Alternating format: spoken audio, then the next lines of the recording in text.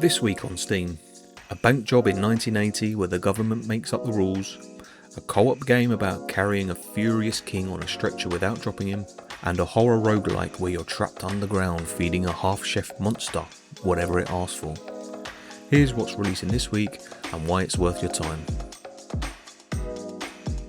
Teller's Duty is set in 1980. You've landed a job at Kerstasia Bank.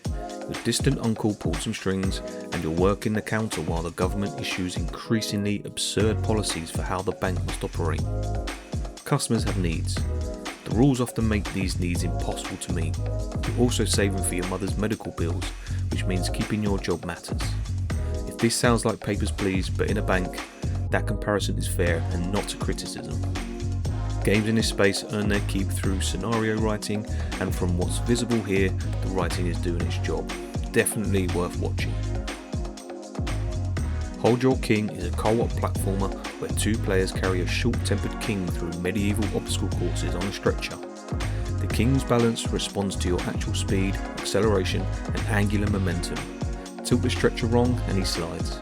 Drop him and he crowns you with his rage, which is either a punishment mechanic or just accurate medieval HR practice. The courses have traps and the physics are deliberate. The game was in the Steam Next Fest February demo and the response was positive. 2 players, 1 stretcher, 1 furious king. If you have a friend who handles pressure badly, this will confirm it. Interdimensional Vending Machine started on itch.io in 2025, went viral after a playthrough by Manly Badass Hero and has 25,000 wishlists ahead of its Steam release this week. You play as a homeless girl surviving in a distorted city that has quietly stopped behaving normally. You find a vending machine that shouldn't exist. Insert coins, receive food, but the food sometimes defies biology. Some items are harmless, others are not. Every purchase affects your hunger, your body, and the shape of the city around you. It contains body horror and disturbing content which the developer flags up front. The premise is genuinely unsettling. The wishlist suggests the audience for it already knows where to find it. Rina's undercover train operation opens with its protagonist captured by the criminal she was hunting, stripped of her psychic powers and forced to continue her job anyway. She's a special train investigator, the kind of role that only exists in games set in worlds where psychic crime is a real problem, and her kit includes Foresight to predict attacks, electric shock to stun suspects, blizzard to freeze them, and awareness to locate offenders before they see her. It's an animated roguelite built around timing and skill management on public transport, which is a sentence that should not work as well as it does.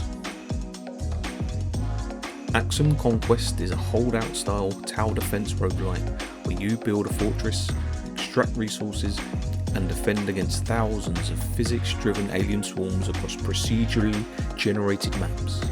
The meta progression runs deep, branching tower upgrades, alien upgrades and dozens of starting classes steer each run differently. The unlockable towers include bowling towers and nukes. There is also a tiny robot named Jeff, whose role in the defense strategy is not entirely clear from the Steam page, but whose presence is non-negotiable. If you've been through balloons and want something with more build complexity and a robot named Jeff, this releases tomorrow. Don't Let It Starve has the clearest elevator pitch of anything releasing this week. You're trapped in an underground kitchen, there is a half-chef monster, you must feed it. The game is built around assembling meals from a bento builder system, managing multipliers and gambling with your survival across roguelike runs where the monster's appetite is the constant pressure. Black Lantern Collective built the horror around the act of cooking rather than combat, which puts it closer to something like Diner Dash if Diner Dash had existential stakes and something living in the walls. The title tells you everything you need to know. So that's 6 games all out this week.